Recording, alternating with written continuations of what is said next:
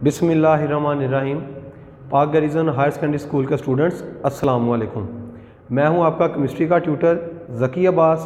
आज हम 9th class के केमिस्ट्री के chapter number 5 physical states of matter का लेक्चर नंबर 7 जिसका टॉपिक है बॉइलिंग पॉइंट, उसको स्टार्ट करेंगे।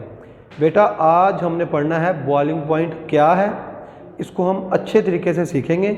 लेकिन डिफ़ाइन की तरफ जाने से पहले मैं चाहता हूं कि मैं आपको इसको अच्छे तरीके से एक्सप्लेन कर सकूं ताकि आपका कंसेप्ट क्लियर हो और आपको बॉइलिंग पॉइंट समझने में कोई भी किसी किस्म की मुश्किल ना आए। बेटा ये मेरे पास एक कंटेनर है,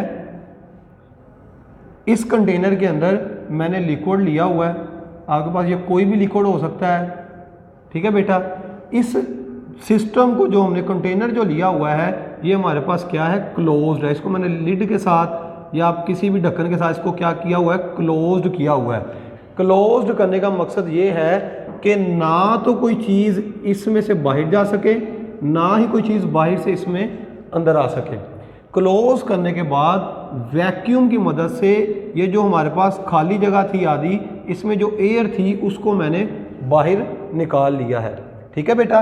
अब जब हमने इसको बाहर निकाल लिया तो यहाँ पे हमारे पास क्या है, वैक्यूम क्रिएट हो गया है। इसका मतलब कोई भी चीज़ यहाँ पर मौजूद नहीं है। अब मैंने क्या किया, इसको हीट दी। हीट देने की वजह से हमारे पास जो वाटर मॉलिक्यूल्स थे वो इवेपोरेट होना शुरू हो गए और वेपर्स की फॉर्म में ऊपर ढक्कन के साथ, लिड के साथ जमा होना शुरू हो गए और आहिस्ता आहिस्ता वेपर्स की तादाद बढ़ती गई। बेटा यहाँ पर एक प्रेशर डेवलप हो गया, हमारे पास ऐसा प्रेशर डेवलप हो गया जो वेपर्स की वजह से था, जिसे हम वेपर प्रेशर कहते हैं। वो हमारे पास इस लिक्विड के वेपर्स का प्रेशर है। बेटा जब इन लिक्विड के वेपर्स का प्रेशर हमारे पास एटमॉस्फेरिक प्रेशर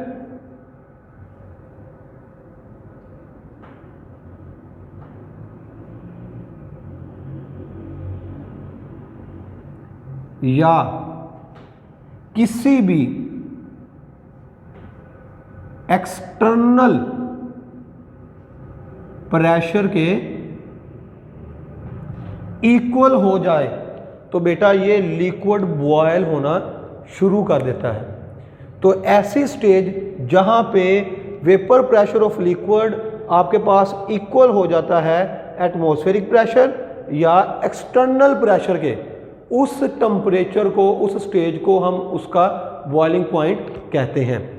बेटा यहाँ पे हमने 3 आपके पास लिक्विड्स लिए हुए हैं जो कि हमें एक्सप्लेन कर रहे हैं इस फिनोमेने को। बेटा यहाँ पे हमारे पास ईथर है, हमने ईथर को एक कंटेनर में लिया। यहाँ पे मैं कंटेनर ड्रा कर देता हूँ जो कि क्लोज सिस्टम में था। ये हमारे पास ईथर है। सेम वही कंसेप्ट जो हमने डायग्राम में ड्रा किया है कि वैक्यूम के ज़रिए हमने एयर निकाल दिया, सारी वैक्यूम है, हीट दी।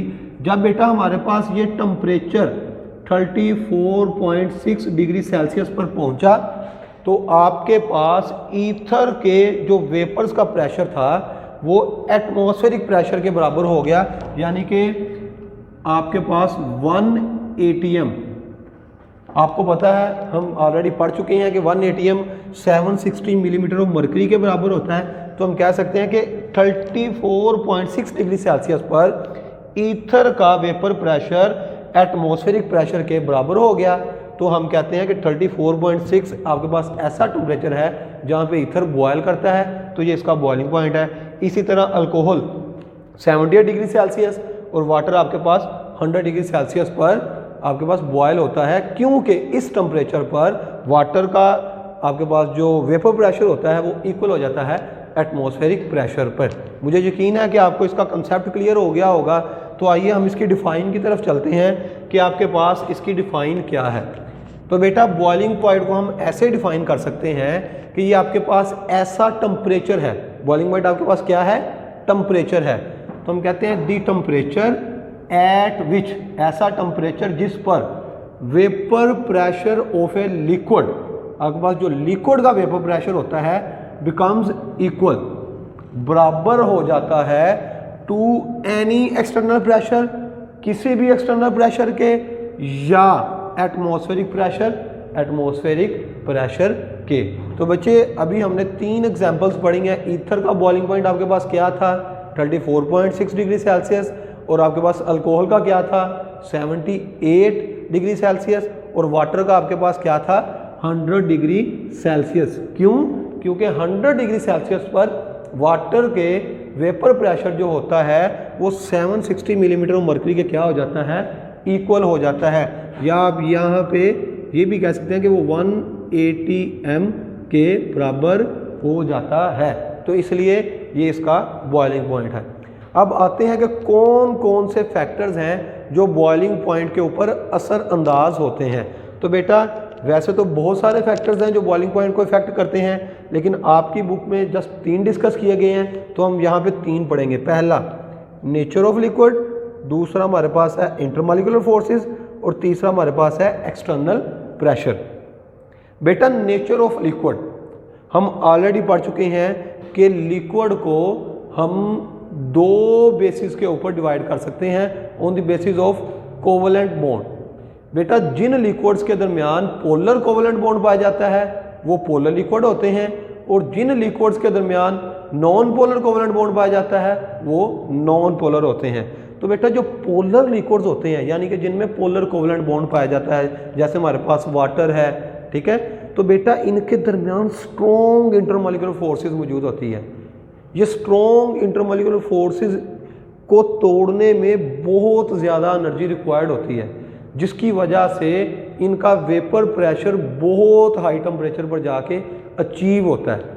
ठीक है बेटा, तो अगर हम इसको स्टडी करें तो हम कैसे कर सकते हैं, कहते हैं the polar liquids have higher boiling point. Polar liquids का क्या होता है, हायर बॉइलिंग पॉइंट होता है। क्यों? Then that of non polar liquid. Non polar liquid से इसकी रीज़न क्या है? क्योंकि पोलर लिक्विड्स में आपके पास स्ट्रॉन्ग इंटरमॉलिक्यूलर फोर्सेस होती है।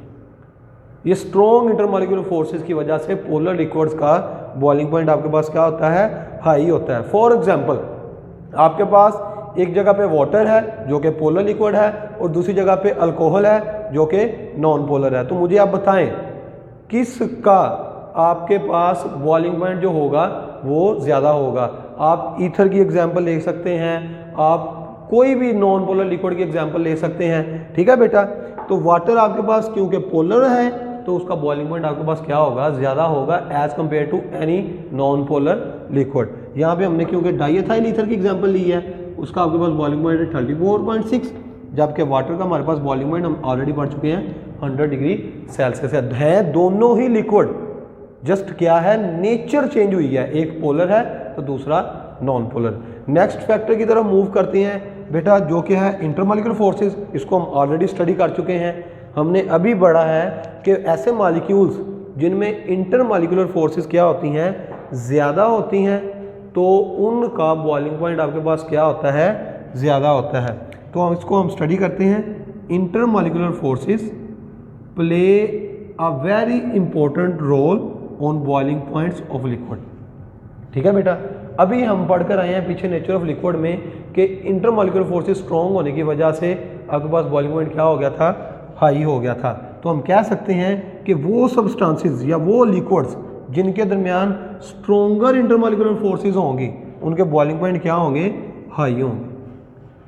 तो ऐसे लिक्विड्स जिनके दरमियान स्ट्रॉन्गर इंटरमॉलिक्यूलर फोर्सेस होती हैं उनके बॉइलिंग पॉइंट भी क्या होते हैं, हाई होते हैं।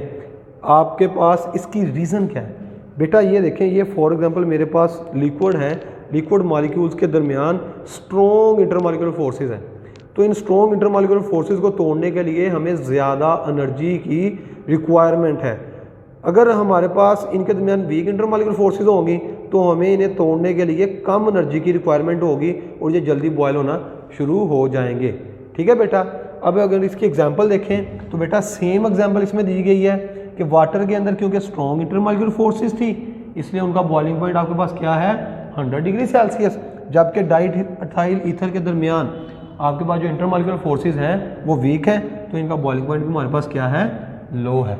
ठीक है बेटा, नेक्स्ट फैक्टर बहुत ही इंपॉर्टेंट है। इस फैक्टर का यूज़ मोस्टली घरों में होता है जल्दी खाना पकाने के लिए। आपको मैं एग्जांपल से स्टार्ट करूंगा, बाद में इसका मैं नाम बताता हूँ। बेटा आपने देखा होगा बाज़ औक़ात खाने को जल्दी पकाने के लिए, जिस तरह हम छोटा गोश्त हो गया या बड़ा गोश्त हो गया, उनको हम कहते हैं कि जल्दी पक जाए, दालें वगैरह होगी, माश की दाल या दाल चना होगी, तो हम कहते हैं कि जल्दी पका दे, तो हम उनको क्या करते हैं, प्रेशर कुकर में उनको पकाते हैं। असल में हम वहाँ पे कर क्या रहे हैं, हम वहाँ पे एक्सटर्नल प्रेशर को बढ़ा रहे हैं। अब जब हम एक्सटर्नल प्रेशर को बढ़ाते हैं तो आपका बॉइलिंग पॉइंट भी क्या हो जाता है, बढ़ जाता है, और जो चीज़ हमारे पास अंदर प्रेशर कुकर के पक रही है वो अच्छे तरीके से क्या हो जाती है, पक जाती है, गल जाती है। तो बेटा यहाँ पे हमें एक पॉइंट क्लियर हुई कि अगर एक्सटर्नल प्रेशर बढ़ेगा तो बॉइलिंग पॉइंट भी आपका क्या होगा, बढ़ेगा। तो हम कह सकते हैं बॉइलिंग पॉइंट आपके पास क्या होता है, डिपेंड करता है एक्सटर्नल प्रेशर के, जैसा कि डिफाइन से ही साबित है। बॉइलिंग पॉइंट आपके पास है क्या, एक ऐसा टेम्परेचर है जो आपके पास जहाँ पे वेपर प्रेशर ऑफ लिक्विड क्या हो जाते हैं, इक्वल हो जाते हैं एक्सटर्नल प्रेशर के। अगर हम एक्सटर्नल प्रेशर बढ़ा देंगे तो हमारे पास बॉइलिंग पॉइंट भी क्या होगा, बढ़ जाएगा।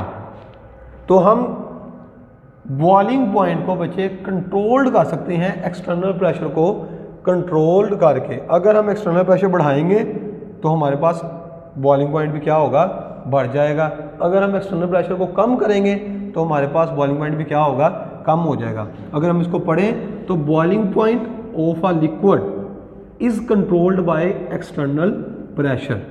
हम बॉइलिंग पॉइंट को कंट्रोल कर सकते हैं एक्सटर्नल प्रेशर की मदद से, इन सच अ वे, ऐसे तरीके say that it can be increased, इसको बढ़ाया जा सकता है, यानी कि बॉइलिंग पॉइंट को बढ़ाया जा सकता है by increasing external pressure, external pressure को इंक्रीज करके, एंड वाइस वर्सा, और बिल्कुल इसके बरक्स या बिल्कुल इसके उल्ट। ठीक है, और मैंने आपको एग्जांपल पहले ही दे दिया है बेटा कि प्रेशर कुकर में हम जो प्रिंसिपल इस्तेमाल करते हैं वो हमारे पास क्या है, एक्सटर्नल प्रेशर का ही प्रिंसिपल है। मुझे उम्मीद है कि आपको इस लेक्चर की अच्छे से समझ आ गई होगी। बेटा ये लेक्चर आपके पास जो टॉपिक हमने पढ़ा है ये मोस्टली पेपर में 4 या 5 नंबर का लॉन्ग आता है। आपने इसको पेपर में कैसे अटैम्प्ट करना है कि पूरे नंबर हासिल करें, तो आप इस बोर्ड के ऊपर देख सकते हैं कि सवाल किस तरह से लिखा हुआ है। सबसे पहले हमने इसकी डिफ़ाइन लिखी है, फिर हमने इसकी एग्जांपल दी, फैक्टर्स बताए, आपको हर फैक्टर्स को एक्सप्लेन किया रीज़न एग्जांपल्स के साथ, आप देख सकते हैं। मुझे उम्मीद है कि आपको इस लेक्चर की अच्छे तरीके से समझ आई होगी। नेक्स्ट लेक्चर तक मुझे इजाज़त दीजिए। अल्लाह हाफिज़।